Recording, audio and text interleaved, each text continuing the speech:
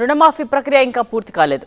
అర్హత ఉన్న ప్రతి రైతుకు రుణమాఫీ చేస్తామని కాంగ్రెస్ అంటుంటే కాంగ్రెస్ మోసం చేస్తుందంటూ ఆరోపిస్తున్నారు కేంద్ర మంత్రి బండి సంజయ్. చట్టం చెప్పిన ముఖ్యమంత్రి గారు శాసనసభలో చెప్పిన ప్రకారం అమలు చేసినాం.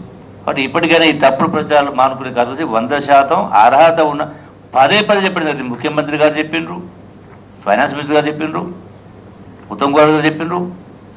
చట్ట ప్రకారం చెప్పిన ప్రకారం జీవో ప్రకారం అర్హత ఉన్న ప్రతి రైతు కూడా చెల్లించే బాధ్యత ప్రభుత్వం తీసుకుని ఇంకా మిగిలిపోయినటువంటి ల్యాబ్స్ ఉన్న వాటిని ఆ ఎర్రస్ సరి చేసి వాటికి కూడా పేమెంట్ చేసి ఏర్పాటు చేస్తాం.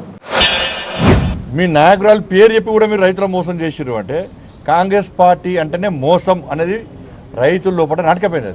అంటే 40,000 కోట్ల రూపాయల రుణమాఫీ చేస్తున్నారు. రాష్ట్ర బడ్జెట్లో పెట్టింది ఎంత? 26,000 కోట్ల రూపాయలు. వాళ్ళు ఖర్చు పెట్టింది ఎంత?